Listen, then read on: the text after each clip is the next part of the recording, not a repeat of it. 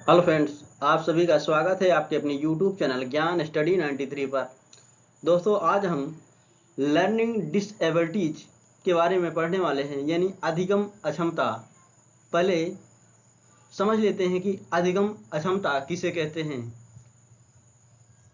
सीखने की क्षमता या योग्यता में कमी को अधिगम अक्षमता कहते हैं। अधिगम अक्षमता में बच्चा फ्लो में पढ़ नहीं पाता है या लिखने में कठिनाई महसूस करता है, तो उसे हम अधिगम अक्षमता कहते हैं। अब हम देख लेते हैं अधिगम अक्षमता के प्रकार। डिसलेक्सिया। डिसलेक्सिया उसे कहते हैं जिसमें बच्चा पढ़ने में कठिनाई अनुभव करता है या किसी शब्द को उल्टा पढ़ता है। जैसे फॉर एग्जाम्पल, सा को वाज पढ़ता है तथा लक्स को लुक्स पढ़ देता है, या बी को डी लिखता है या डी को बी लिख देता है। दूसरा प्रकार है डिस्ग्राफिया। डिस्ग्राफिया लिखने से संबंधित समस्या को हम डिस्ग्राफिया कहते हैं।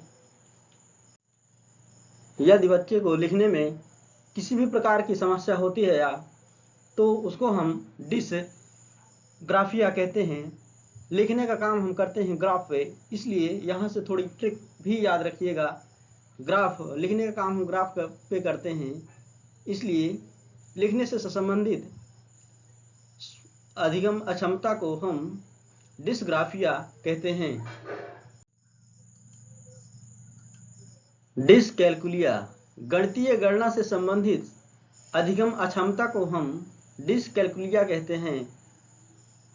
गणना से का कार्य हम कैलकुलेटर पर करते हैं, तो इस शब्द में कैलकुलिया शब्द आ रहा है, तो यहाँ से याद रख सकते हैं।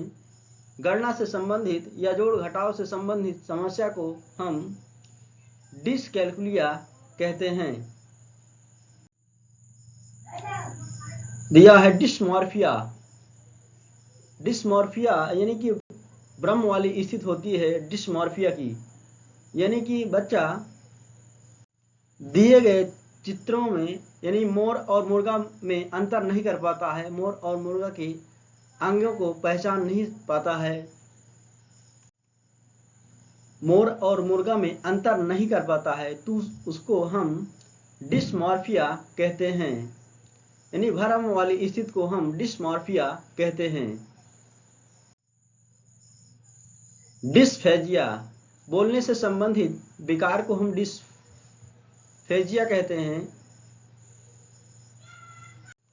जब बच्चे को एक दूसरे से संवाद करने या वार्तालाप करने में समस्या होती है, तो उसको हम डिस्फेजिया कहते हैं। डिस्फेजिया में यहाँ शब्द में दिया है फेजिया। फेजिया में थोड़ा फंसने की आवाज आ रही है, तो यहाँ से ट्रिक याद रखिएगा। फंसना यानी बोलने से संबंधित अधिगम अक्षमता को हम डिस्फेजिया कहते हैं। डिस्प्रैक्सिया शारीरिक कौशल से संबंधित अक्षमता को हम डिस्प्रैक्सिया कहते हैं। इसमें व्यक्ति के किसी अंग के काम न करने के कारण शारीरिक कौशल में विकार उत्पन्न हो जाता है, जिसे हम डिस्प्रैक्सिया नाम देते हैं।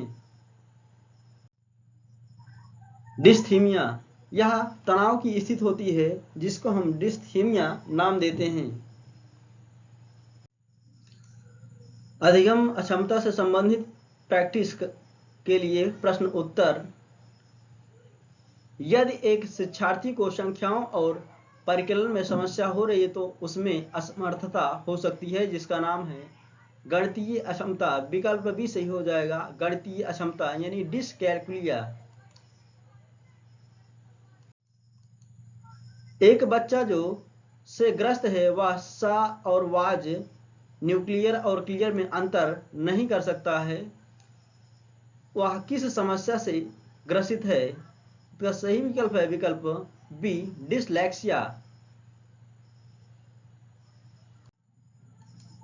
गति के कौशलों में अधिगम निर्योग्यता कहलाती है, यानी शारीरिक गामक अधिगम अक्षमता कहलाती है। डिस्प्रैक्सिया सही विकल्प है, विकल्प बी डिस्प्रैक्सिया। अधिगम निर्योग्यता सही विकल्प है, विकल्प सी एक चर अवस्था है। अधिगम निर्योग्यता एक प्रकार की चर अवस्था है जिसमें समुचित निवेश के साथ सुधार किया जा सकता है।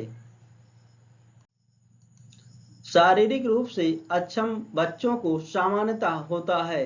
सही विकल्प है, विकल्प सी डिस्ग्राफिया।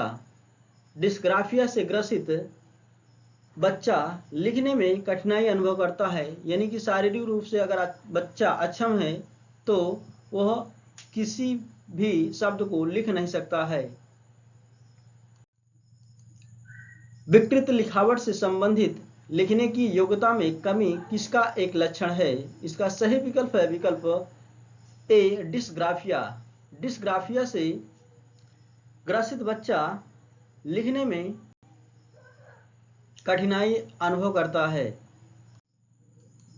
भाषा अवरोधन से संबंध विकार है। इसका सही विकल्प है, विकल्प डी भाषाघात या अफेजिया। भाषा अवरोधन से ग्रसित बच्चा एक दूसरे व्यक्ति से संवाद नहीं कर सकता है या संवाद करने में कठिनाई अनुभव करता है।